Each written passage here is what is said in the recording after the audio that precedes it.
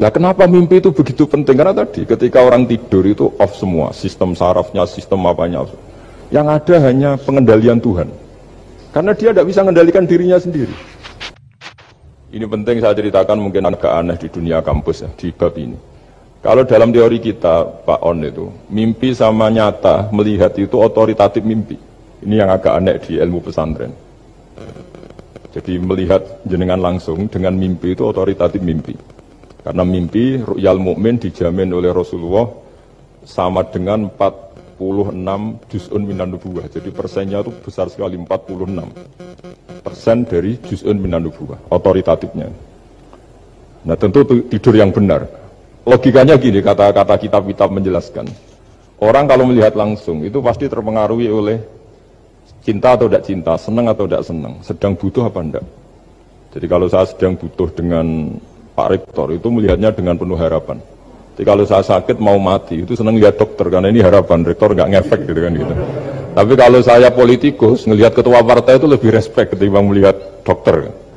Jadi gara-gara banyak kepentingan ini melihat itu nggak pernah jujur gitu. Nggak pernah jujur. Jadi kebodohan manusia justru karena melihat itu kalau dalam teori kitab.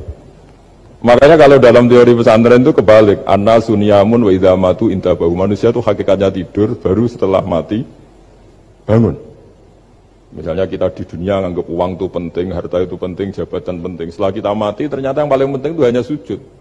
Karena kamu itu kenangan ketemu Allah terbaik itu sujud. Yang kita anggap penting di dunia semuanya tidak penting. Yang kita anggap sepele kayak sholat ternyata itu super penting. Tapi sadar itu nunggu nanti di akhirat.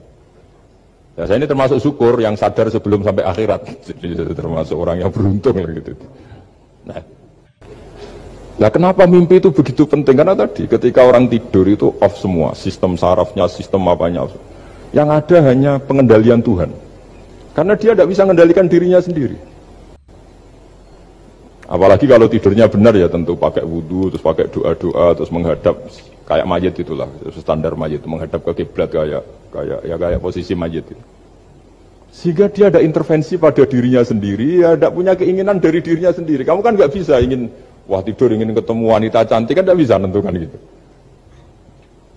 Akhirnya ya benar-benar hanya milik Allah. Apalagi kalau kita bacanya benar, terus pikirannya benar. Makanya uniknya dalam Islam adalah doa mau tidur dengan wiridan setelah sholat itu ajarannya Nabi banyak mau tidur. Wiridan subhanallah 33, alhamdulillah 33, wabar 33 dan disempurnakan seterusnya itu. Itu ijazah Nabi kepada Sayyidah Fatimah itu untuk mau apa? Tidur. Bismika wada'tu jambi wa bismika arfa'u. Sampai doanya panjang.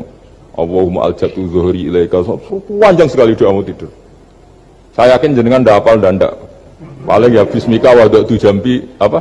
Bismika Allahumma ahyawamu. Itu sebagian ustadz bilang itu doa ngaji katanya.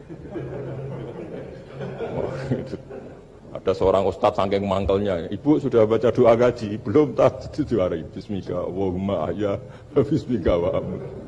Wah itu kan doa mau tidur Pak Ustadz. Iya biasanya kalau ngaji tidur. Jadi doa itu, kalau itu doa mau. Akhirnya mimpi itu penting. Karena di situ manusia nggak punya nafsu, nggak punya keinginan. Sehingga yang ada itu, kata Nabi itu, ada sittatun wa arba'una juz'an minan nubuwah. Sehingga dulu itu, mimpi itu jadi sarana betul. Kita tahu kan cerita orang-orang dulu, Fir'aun itu kurang jahatnya, kurang kelirunya.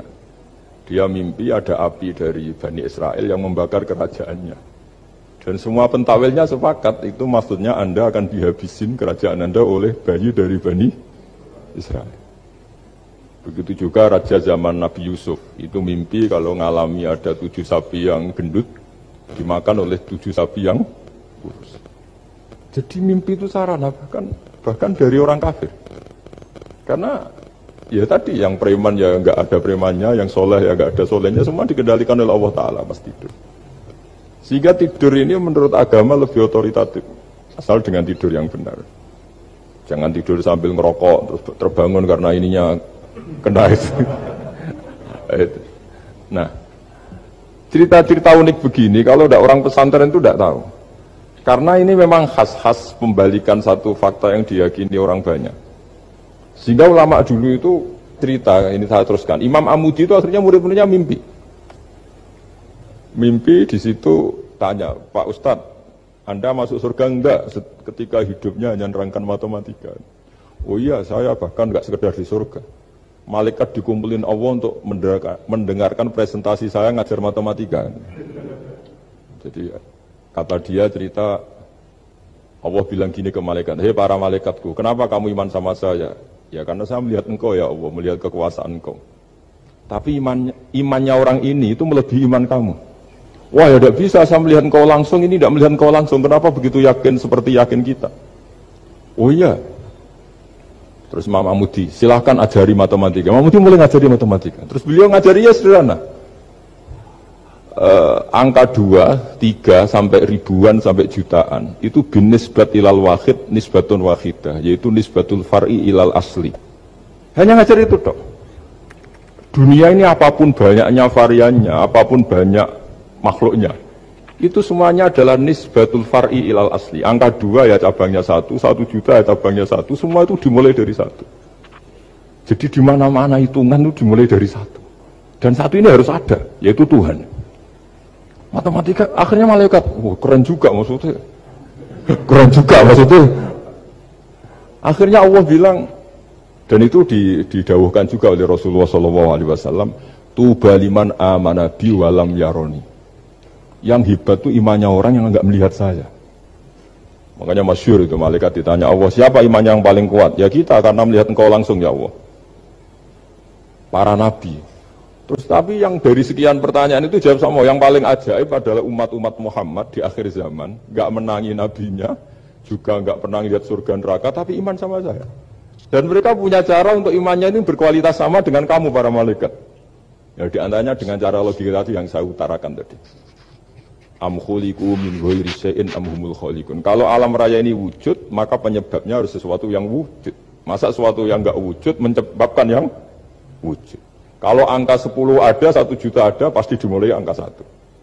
Makanya nisbatus naini wal arba'ah ila ma la nihayatalaha, itu semuanya nisbatul far'i ilal asli. Semua angka berapapun jumlahnya, itu binisbat ilal wahid adalah nisbatul far'i